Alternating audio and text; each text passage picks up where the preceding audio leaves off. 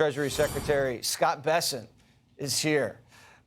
You know, they're more scared of capitalism than they are of communism. And communism destroyed Venezuela, and it's coming to New York City.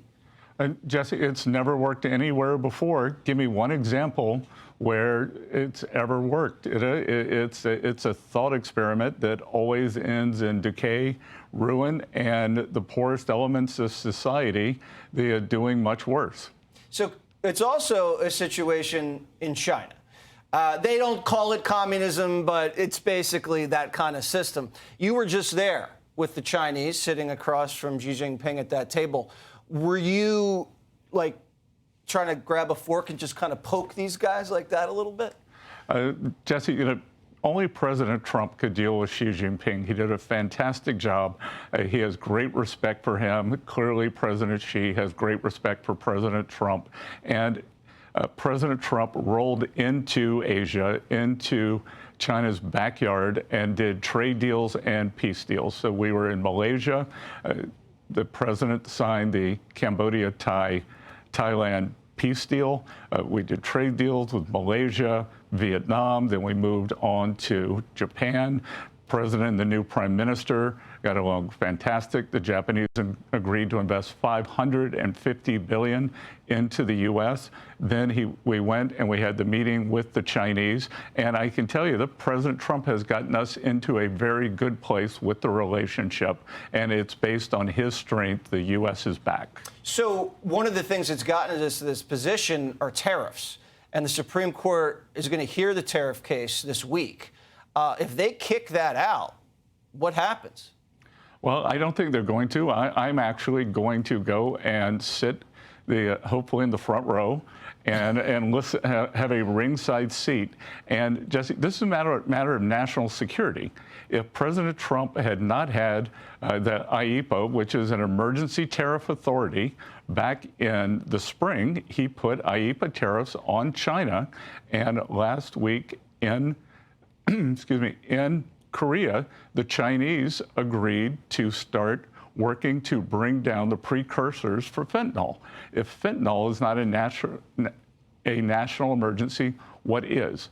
China, on October 8th, threatened to curtail rare earths to the entire world. President Trump threatened to put on 100% tariffs and protected our national security using the IEEPA power.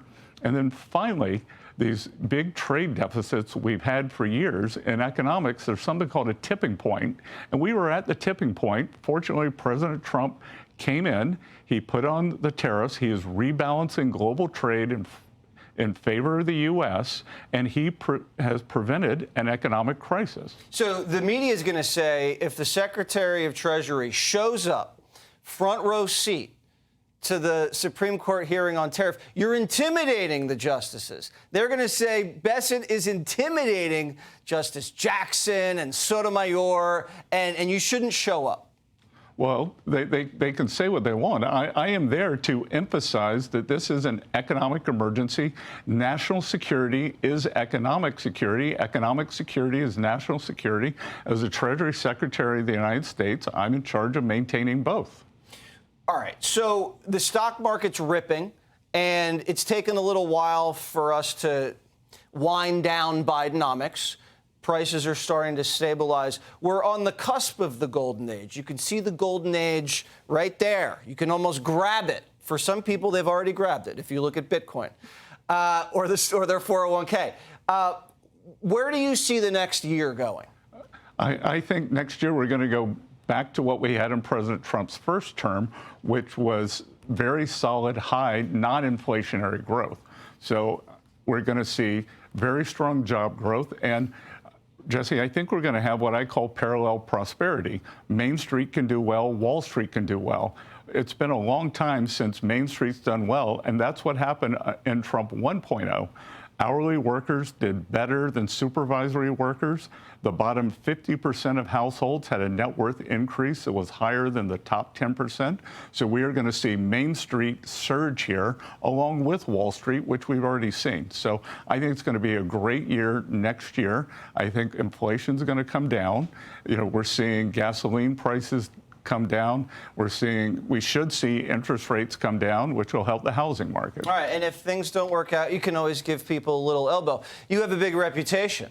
I mean, you walk around the White House and everybody moves back. What, you got into a beef with MUSK? What did you do to him?